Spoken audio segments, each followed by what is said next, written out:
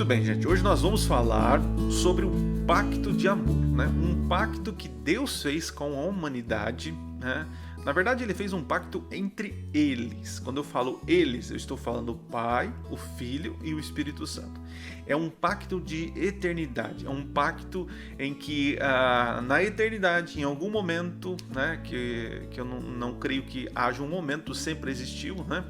É difícil, para nós assim, é complicado pensar em eternidade quando a gente pensa para frente, tudo bem, fim, não tem fim, ok, sempre vai ter. Assim como nós temos esse senso de todo dia a gente acordar e ver o sol brilhando, né? Então para nós essa rotina das coisas que vão sucedendo, para nós a gente consegue até compreender. Mas como que é eterno sem começo? É complicado, né? Mas as escrituras apontam que existe um pacto eterno, que não tem começo nem fim, em que a Trindade, posso dizer assim, a divindade se reuniu e fez o seguinte pacto: nós vamos criar.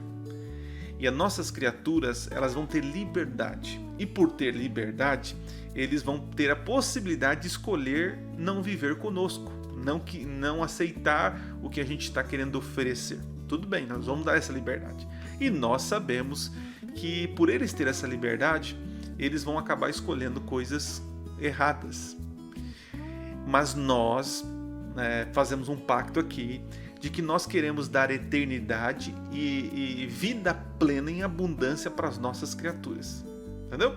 Então o que nós podemos chamar aqui de pacto eterno, ou, que nós aprendemos, aliança eterna. Tá bom?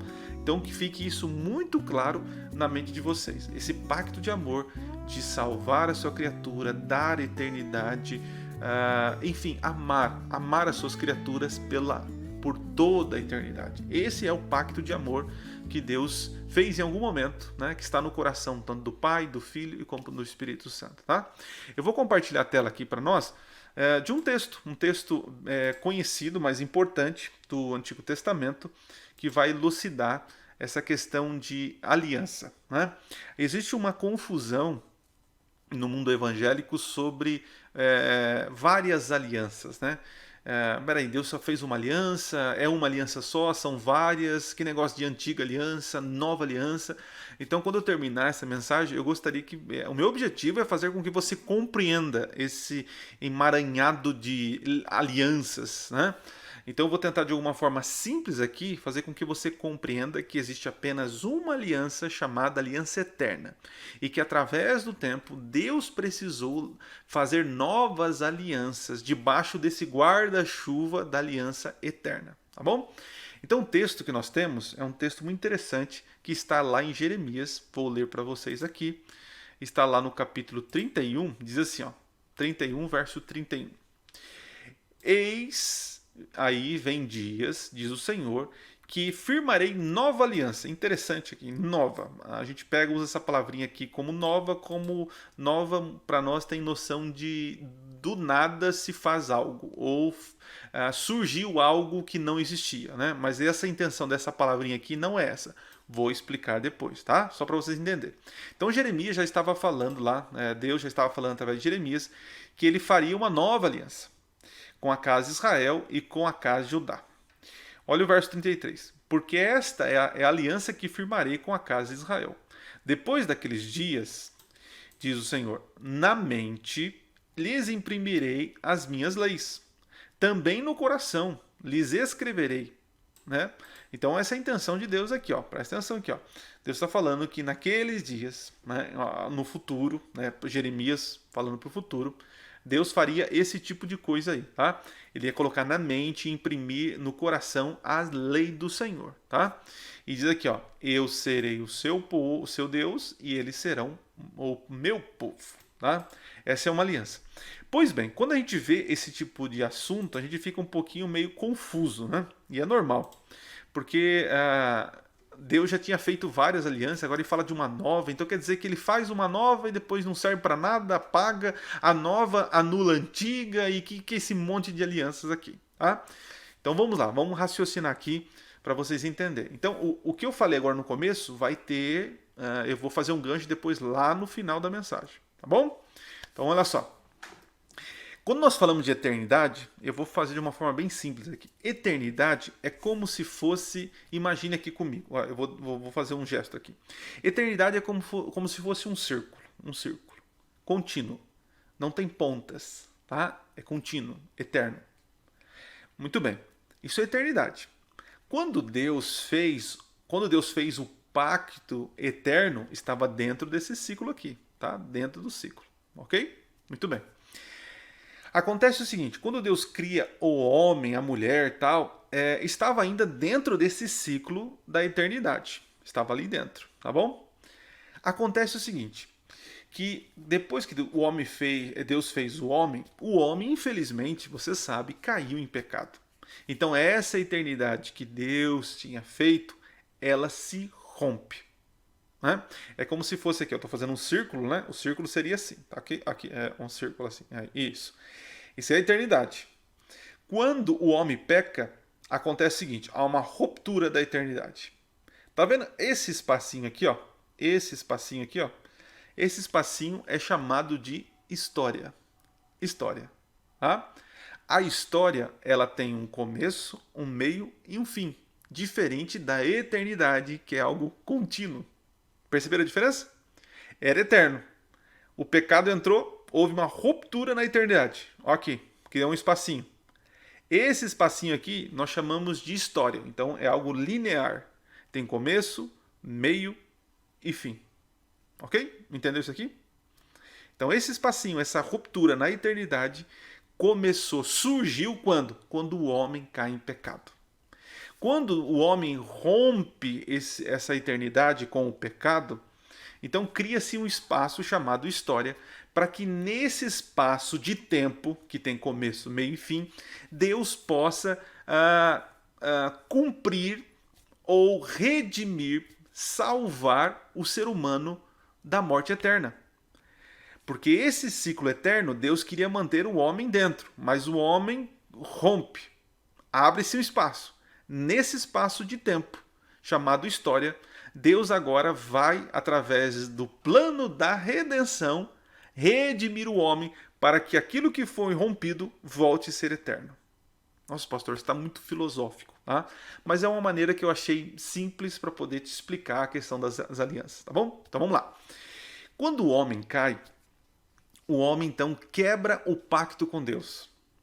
Por quê? Porque Deus já tinha colocado no coração dele, né? Ele falou assim: ó, eu vou criar o homem e vou dar vida eterna para ele, vou amar ele eternamente. Mas ele é livre para não querer isso.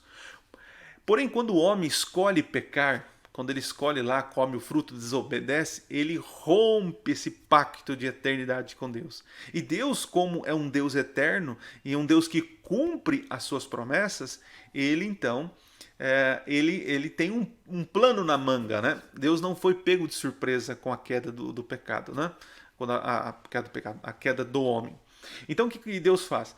Deus agora coloca em andamento o plano da redenção.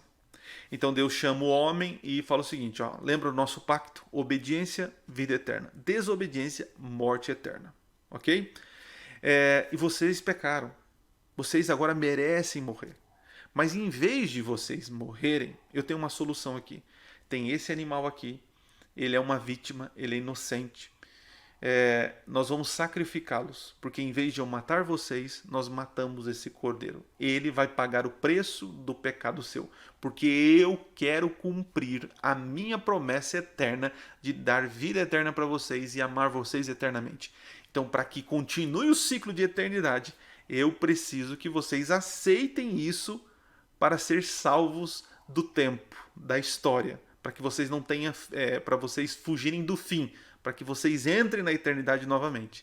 Adão e Eva aceitaram, por isso que foi morto o cordeiro, né? E foi pegado as roupas e colocado sobre eles. Aquele cordeirinho, nós hoje olhando para o passado entendemos perfeitamente que aquele cordeirinho era o Filho de Deus que iria pagar o preço pelo pecado do homem. Tá? Adão e Eva, ele tinha assim um vislumbre do que era o plano da redenção, mas não entendia, entende? Deus, ele é, como eu posso dizer, Deus ele não se revela totalmente. O plano da redenção não foi revelado totalmente para Adão e Eva, né? Mas ele foi sendo revelado ao longo do tempo. Então, ali no jardim, Deus revela um pedacinho do plano da redenção. O plano que Deus usaria a história para poder redimir o homem novamente, para colocar ele novamente na eternidade. Então, ali no jardim, Deus levanta seu pacto de aliança com Adão e Eva, mostrando o Cordeiro de Deus que tira o pecado do mundo, aquele cordeirinho que representaria o filho dele. Quando o homem aceita isso, novamente Deus dá continuidade para o seu plano de salvação e seu plano de redimir o homem. Ok? Muito bem. Só que passado alguns anos, vocês sabem o que aconteceu, né? Existiram os filhos de Adão, os filhos de Sete, que é conhecido como os filhos de Deus, isso é muito claro em Gênesis, né? E tem os filhos de Caim, ou chamados filhos dos homens. É uma geração perversa, uma geração que não continuou na aliança, não foram obedientes, não continuaram sacrificando o cordeiro, não submeteram a esse pacto, saíram da aliança de Deus. E o mundo foi tomado de filhos dos homens, né? Pessoas que não temiam a Deus. Chegou um momento que Deus olhou para a terra, isso está no capítulo 6, e percebeu o seguinte: percebeu que só havia maldade no coração. O homem, ele era, posso dizer, ele era criativo para o mal. E quando você, agora trazendo para os nossos dias, hoje não está muito diferente. Se você olhar para o jornal ou no Facebook, tantas outras mídias sociais, você vai perceber o seguinte, de que o homem ele tem uma inteligência tremenda para praticar algo errado. Por exemplo, temos aqui nos assistindo a Eliana, que é policial e vê barbaridades acontecendo. Você mesmo, no noticiário, você pode ver e falar: nossa, eu pensei que eu já tinha visto de tudo. Olha o que esse cara fez. Olha o que essa mulher fez com essa criança. Olha o que aquele fez com o irmão, fez com aquele. Então, assim, Gênesis capítulo 6 é um retrato disso. Deus olha para a humanidade e fala assim: desse jeito, os meus filhos, a minha criação, vai se autodestruir. E eu preciso agora restaurar meu pacto, porque eu quero cumprir o meu pacto eterno. Então veja, dentro do pacto eterno, da aliança eterna de Deus, Deus faz a primeira aliança com o homem quando quebra, né, com Adão e Eva. Então ele faz ali, ele levanta, restaura novamente esse pacto. Mas é quebrado. E aí Deus olha para a terra e vê quem? Noé. Olha para Noé e fala assim: ó, tem um homem justo aqui, um homem temente a mim. Então Noé, vai acontecer o seguinte: eu vou destruir essa geração. É uma geração perversa. Porque eles não vão, se eles continuarem, né, eu não vou conseguir cumprir o meu pacto, a minha aliança de eterna, porque eles não querem.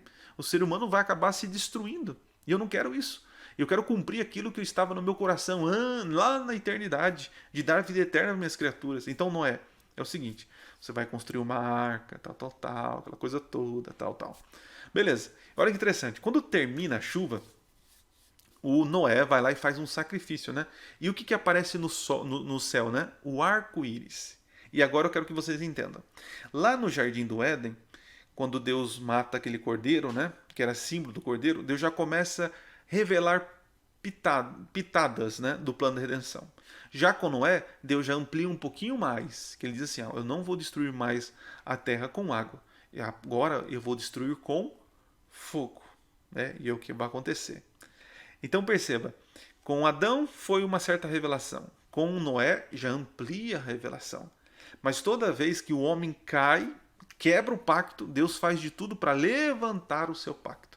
E entenda que o pacto que Deus fez com Adão e Eva era para refletir para toda a humanidade. E quando Deus faz um pacto com Noé, é para que esse pacto servia para toda a humanidade. Entenderam? Muito bem. Passam-se alguns anos. E aí Deus olha para a terra novamente e vê que a terra ainda, mesmo depois, destruindo aquela geração perversa, o homem quebrou o pacto, fugiu do pacto com Noé ali, né? E existia muita idolatria, o homem estava adorando coisas e ídolos, e, enfim, tantas outras coisas. E Deus olha para a terra e acha um homem. E qual é esse homem que Deus acha? Abrão. Então, lá no Ur de Caldeus, o Ur dos Caldeus, uma cidade até próspera, né? Tinha esse homem aí, né? E Deus fala assim, amigão, sai daí, filho. Sai daí desse povo idólatra e eu vou te dar uma terra em que você vai poder, você será abençoado e através de ti você vai abençoar todas as nações da terra. Olha que bonito. A bênção que Abraão recebeu e que todos nós recebemos é o seguinte: você é abençoado não para que a bênção fique em você, mas você é abençoado quando você abençoa outras pessoas. Perceberam? Então Deus chama Abraão e agora com Abraão Deus começa a ampliar mais ainda o conceito da redenção. Quando ele faz o contrato, né? Nós estudamos sobre isso e se você não estudou, vou até relembrar aqui. Em certo momento Deus fala assim, eu vou fazer um pacto com você, Abraão, eu vou te dar uma grande nação. Ele fala, mas Senhor, eu nem tenho filhos, minha esposa tá velhinha, tadinha, já até cessou os costumes dela, mas como que eu vou ter prova que o Senhor vai me dar alguma coisa? Né? Ele falou, eu vou te dar eu vou te dar filhos, uma nação, né? E aí, no capítulo 15, depois vocês podem ler lá. Eu já até falei com vocês sobre esse assunto uma vez, né? Então, lembra que Deus pede para que Abraão ele pegue alguns animais e corta. Ele pega lá uns animais, né? Se eu não me engano, são 3 tipos de animais que Abraão. Gênesis capítulo 15, eu não vou ler aqui por causa do tempo, né? Então, Abraão vai lá, corta os animais, né? Pega o animalzinho, corta ele no meio, pega outro, corta no meio, outro, corta no meio, faz um corredor ensanguentado. Cada uma das partes de cada lado assim, né? Porque antigamente era assim que eles faziam um pacto, aliança, né? Um rei que ia fazer uma aliança com outro rei, ou governador, ou qualquer tipo de aliança, né? Essa aliança diz o seguinte, né? Que as pessoas cortavam os animais e passavam por ali. E quando eles passavam nesse corredor, diz o seguinte, ó, eu, fulano de tal, me proponho a cumprir isso, isso, isso. Se eu não cumprir, que aconteça comigo o mesmo que aconteceu com esses animais. Ou seja, eu pagaria com a vida, porque os animais estavam cortados, dilacerados. Entendeu? E Abraão vai lá e faz isso. Capítulo 15 de Gênesis, dá uma lida lá. Só que ele fica lá esperando Deus, né? De repente ele dorme. Ele dorme. E aí quando ele acorda meio sonolento assim, ele começa a olhar, ele vê uma tocha andando pelo corredor ensanguentado. E aí de repente vê mais um outro luzeiro também passando, né? E isso é interessante, né? Porque Deus faz um pacto com Abraão. Só que no contrato humano, o Abraão tinha que passar também. Esse fogaréu que passou foi Deus. E esse luzeiro que passa novamente, aqui que está o detalhe. Abraão não passa nesse corredor. Abraão não faz um compromisso de morte com Deus, mas Deus faz um compromisso de morte com Abraão. O que isso quer dizer? Deus falava assim, eu, o Senhor Criador do céu e da terra, prometo dar vida eterna para o meu filho, para a minha nação, os meus filhos, né? E se eu não cumprir isso, que aconteça comigo, que acontecer com esses animais. Beleza, esse é a tocha. Na segunda vez foi o luzeiro. Aí esse luzeiro ele passa também. Só que interessante, a segunda vez era para o Abraão passar, mas o Abraão não passa, Deus não deixa.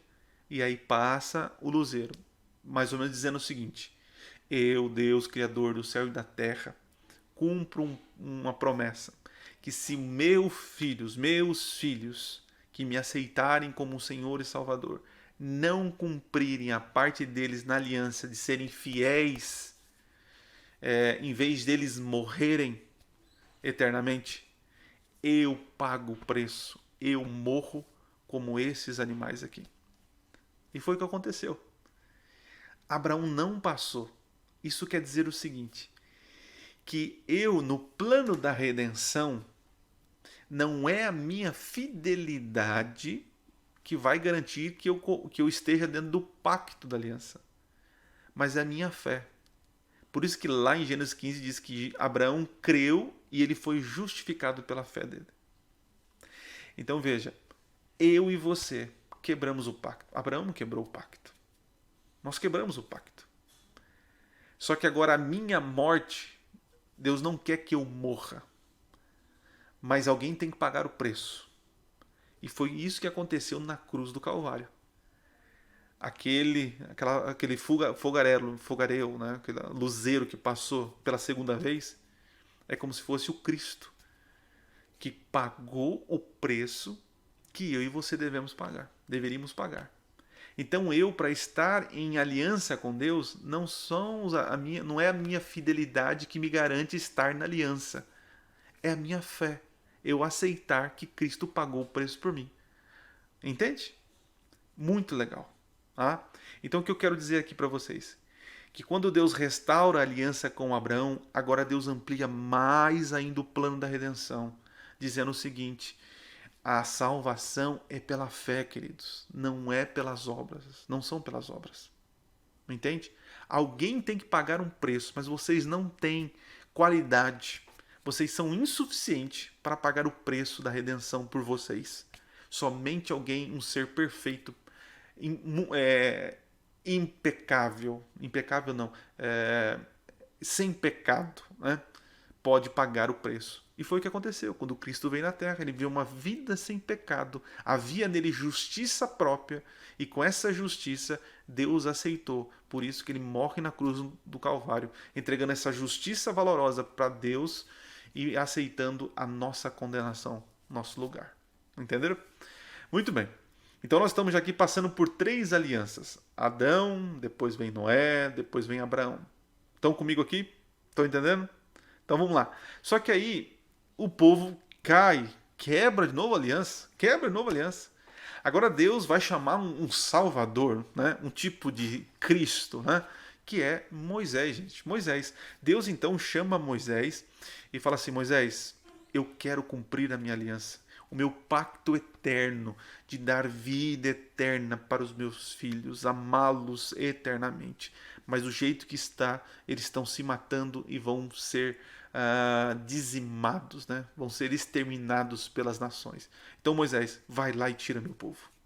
Tira meu povo, que eu quero renovar o pacto com eles novamente. E foi o que acontece. Moisés vai lá, tira o povo, né? Tira o povo de Israel de lá. E interessante, olha que coisa linda. A graça sempre chega primeiro. Deus nunca pede algo para você sem antes ter feito o impossível ou ter feito muito mais daquilo que ele está pedindo. Deus tira o povo com mão poderosa do Egito. E agora, porque Deus libertou, Deus salvou, redimiu eles lá, tirou eles lá da escravidão. Agora Deus fala assim: agora eu quero entrar em aliança com vocês.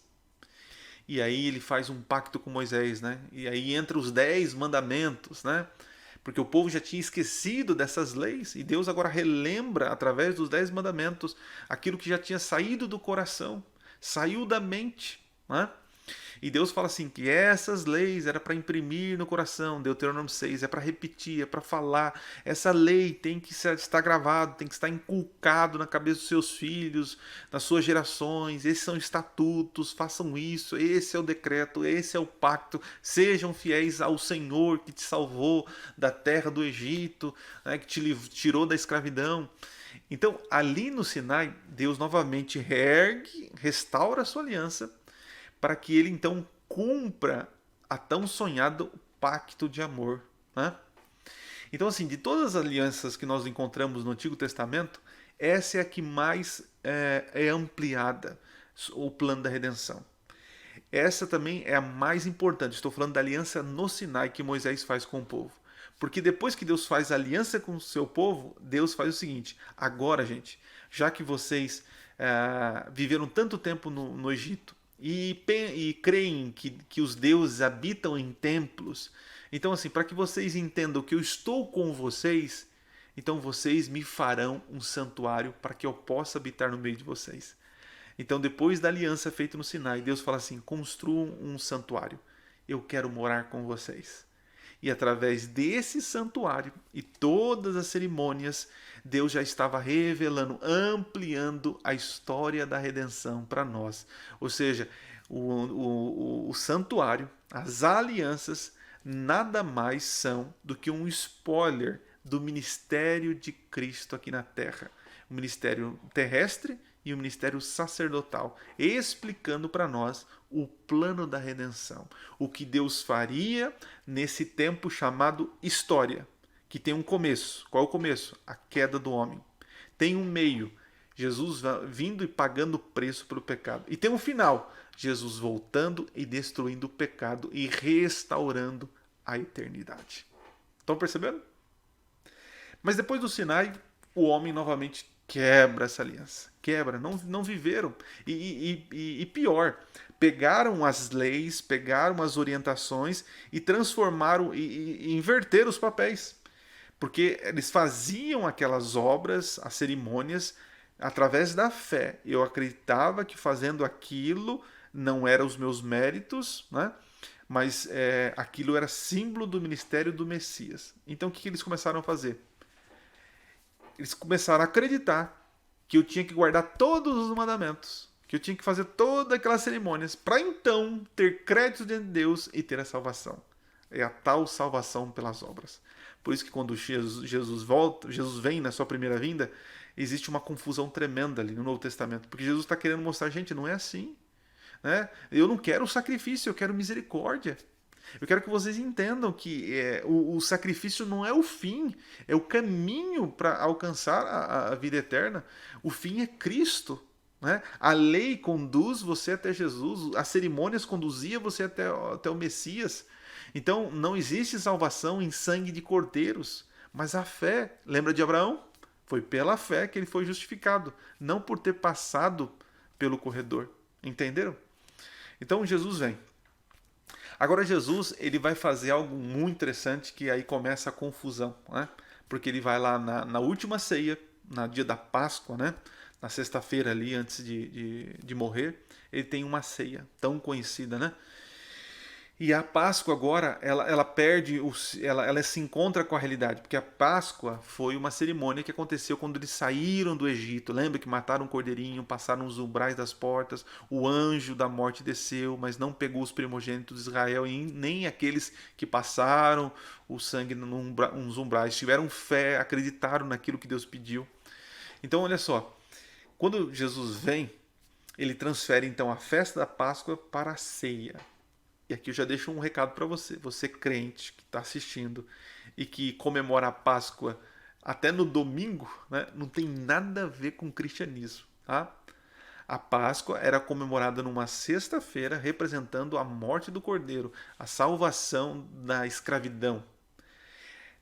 Jesus pega, transforma a Páscoa na ceia do Senhor, que é a salvação da escravidão do pecado, através do sangue do Cordeiro. Né? Então, desejar feliz Páscoa hoje é muito estranho, porque isso chega a ser até uma coisa engraçada. Né? Não estou dizendo que é pecado você falar Feliz Páscoa, ok, mas o significado acabou. A Páscoa que nós tínhamos no passado não existe mais para nós. Porque Jesus transforma a Páscoa na ceia do Senhor. E lá na ceia, ele fala então aquela palavrinha que eu falei para vocês no começo, que Jeremias fala, né? Ele pega o cálice e fala assim, ó, este é o meu sangue da nova aliança. Né? Ele pega o pão, né? Fala, esse é o pão, esse é o meu corpo, né? Da nova aliança. Esse nova, muitas pessoas entendem o seguinte, então Jesus veio, ele faz uma nova aliança conosco. Então quem aceita Jesus como seu Senhor e Salvador está numa nova aliança. Então tudo para trás, todas aquelas alianças que foram feitas, não precisa mais daquilo. Aí colocam tudo, colocam os mandamentos, colocam leis de saúde, colocam tantas das coisas. Falam, não, isso aí foi tudo abolido, porque agora nós estamos uma nova aliança com Jesus. Faz até sentido, né? Mas biblicamente isso é uma ignorância tremenda. Desculpe para quem está assistindo, tá? Essa palavrinha que Jesus usa como nova, não é nova a partir de uma coisa que não existia. É a mesma coisa. Tem o Daniel, né? O Daniel tem, não sei se é um Corsinha, um Corsa ou um Celta, Daniel. O Daniel tem lá do Vila Rosina. Mas enfim, imagina você que tem um carro 2010. 2010, né? E aí você quer dar uma reformada nele. Vai lá e leva, né? Leva no lateiro lá. E aí arruma toda a lataria, pinta todo o carro, dá um banho, brilho, enfim. troca pneu e tal. E aí quando você volta lá para receber, para pegar de novo o carro, você olha assim e fala, nossa, o carro tá novo.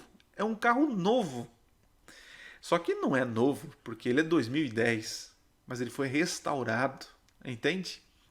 É a mesma estrutura, é o mesmo carro, porém ele foi restaurado. A mesma coisa acontece quando Jesus fala, essa é a nova aliança.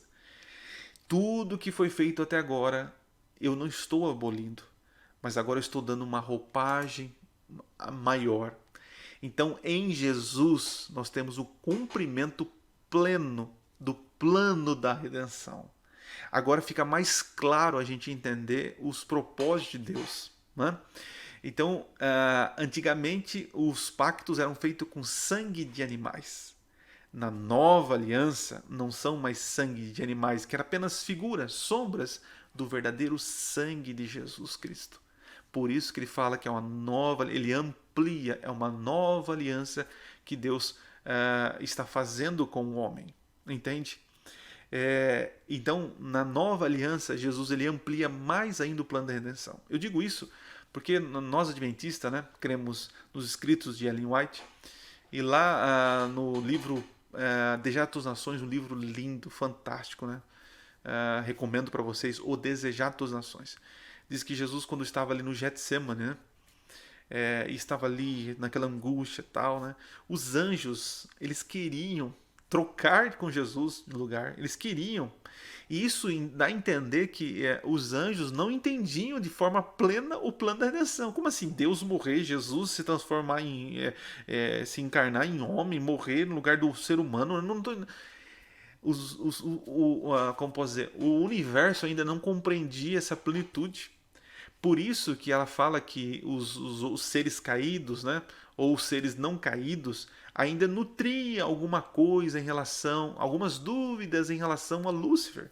Mas com a morte de Cristo e ressurreição de Jesus, foi tirado toda a dúvida do universo e percebeu que o que Cristo fez foi por amor e o que Satanás estava fazendo era por egoísmo e ambição.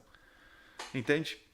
Então, nessa nova aliança, é revelado para nós o plano pleno da redenção. Ok? Bom, o que nós... E onde nós estamos nessa história? Onde nós estamos nessa história? Lembra da eternidade? Foi quebrada a eternidade e agora estamos na história, no pedacinho, né, que foi quebrado. Lembra? O pedacinho aqui, ó, esse pedacinho, que é a história, começo, meio e fim. O começo foi a queda de Adão, o pecado.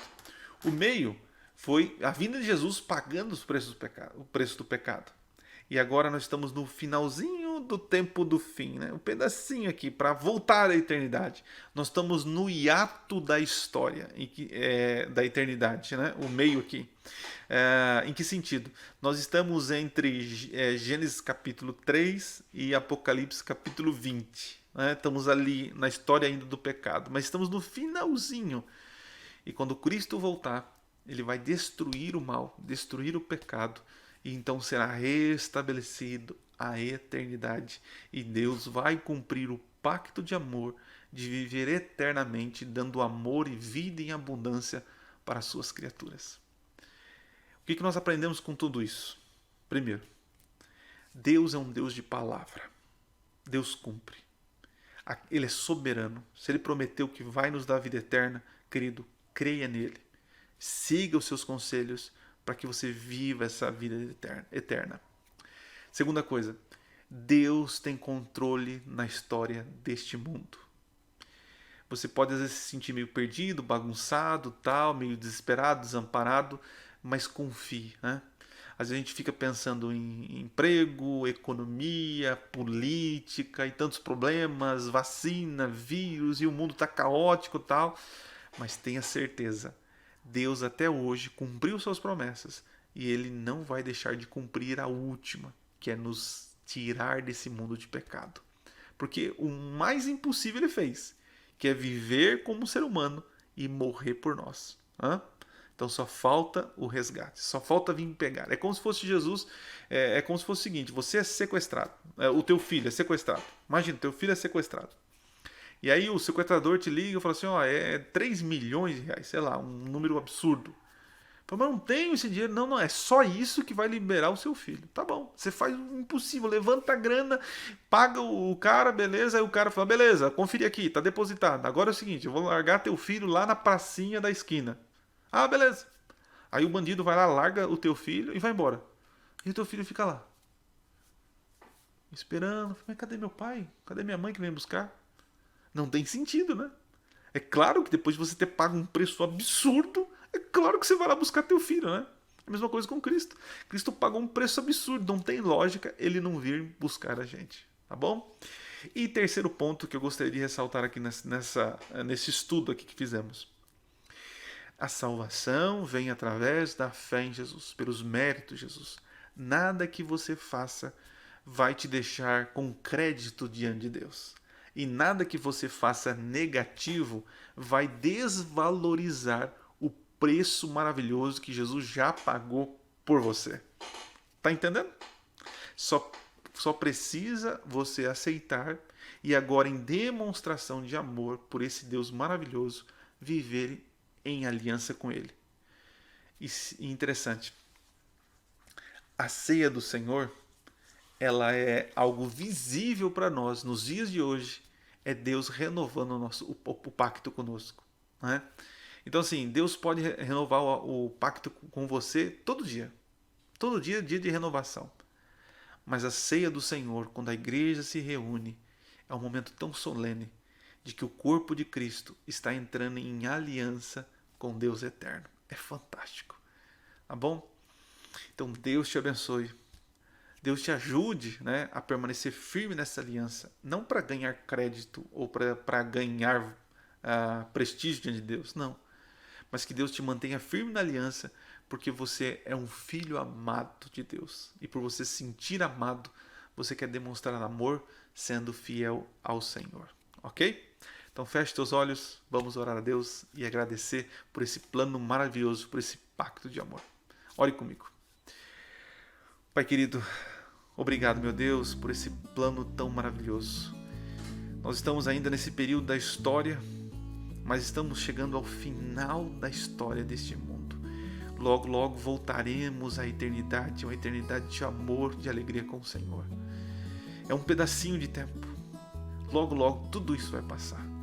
Mas enquanto não passa, enquanto estamos vivendo a história, pedimos ao Senhor que Teu Santo, Bom Espírito, trabalhe em nosso coração, desenvolva em nós fé para aceitar o sacrifício de Jesus e viver a cada dia firmes na aliança com o Senhor. Abençoe a cada um que está assistindo, a cada um que vai assistir, que a Tua graça, o Teu amor e a Tua consolação esteja sobre todos nós nesse momento. Em nome de Jesus. Amém. Deus te abençoe, Deus te dê a paz e um bom descanso.